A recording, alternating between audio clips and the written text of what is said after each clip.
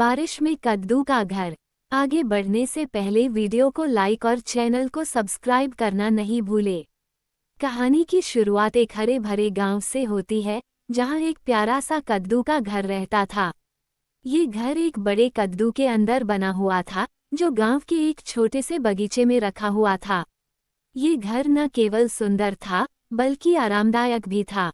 कद्दू की दीवारें बेतरतीब ढंग से सीधी थीं और एक छोटी सी खिड़की थी, जिससे बाहर का दृश्य देखने में बहुत अच्छा लगता था। गांव में बहुत सारे पक्षी रहते थे। इनमें से कुछ बड़े और रंगीन थे, जबकि कुछ छोटे और चंचल थे। वे सभी इस कद्दू के घर के आसपास हमेशा मंडराते रहते थे, और कद्दू का घर उनके लिए एक प्यारा सा ठिकाना बन गया था। वे अक्सर यहाँ अपने दोस्तों के साथ मिलकर खेलते, बातें करते और कभी-कभी गाते भी थे। एक दिन अचानक मौसम बदल गया।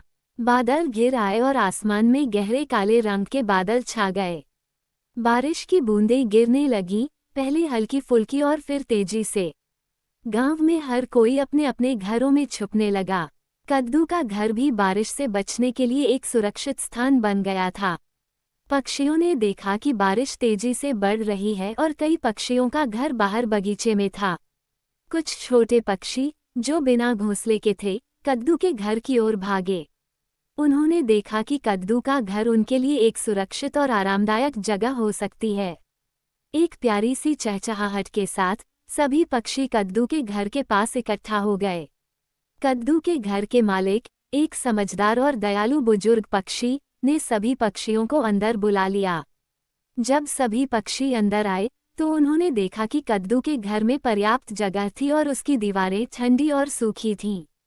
हर पक्षी ने अपना स्थान ढूंढ लिया और आराम से बैठ गया। कद्दू के घर के अंदर की गर्मी और सुरक्षित माहौल ने सभी पक्षियों को बहुत राहत दी। छोटे पक्षियों ने बड़े पक्षियों के साथ मिलकर बातें की और उनकी चहचहाहट ने घर को एक जीवंत वातावरण दे दिया। बाहर बारिश का पानी तेज हो गया था और आंधी भी चलने लगी थी, लेकिन कद्दू का घर अब एक सुरक्षित आश्रय बन गया था। पक्षियों ने मिलकर बारिश से बचने के लिए कुछ मजेदार गतिविधियां की। कुछ ने गाने गाए, कुछ ने कहानियां सुनाईं और कुछ ने बारिश की आवाज के बारे में चर्चा की।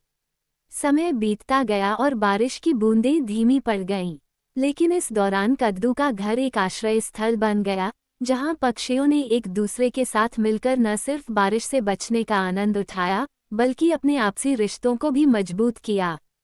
जैसे जैसे बारिश हल्की होती गई, पक्षियों ने महसूस किया कि उन्हें कद्दू के घर में रहने का आनंद आया है।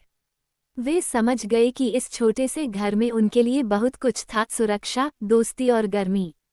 जब बारिश पूरी तरह से बंद हो गई और सूरज ने आसमान में अपनी जगह बनाई, तो पक्षियों ने एक दूसरे को धन्यवाद कहा। उन्होंने कद्दू के घर की सराहना की और वहां बिताए गए प्यारे लम्हों की यादों को संजो कर रखा। आखिरकार पक्षी बाहर निकले और अपने अपने घरों की ओर उड़ गए। कद्दू का घर भी शांत हो गया, लेकिन उसने अपने भीतर की गर्मी और सुरक्षा को हमेशा बनाए रखा। कहानी का ये संदेश था कि कभी कभी असामान्य परिस्थितियों में भी, जैसे बारिश के दिनों में, दोस्ती और सहानुभूति हमें एक दूसरे के करीब ला सकती हैं। कद्दू का घर और पक्षी ये दिखाते हैं कि एक साधारण जगह भी एक प्यारे घर में बदल सकती है, जब उसमें प्यार और देखभाल भरी जाती है।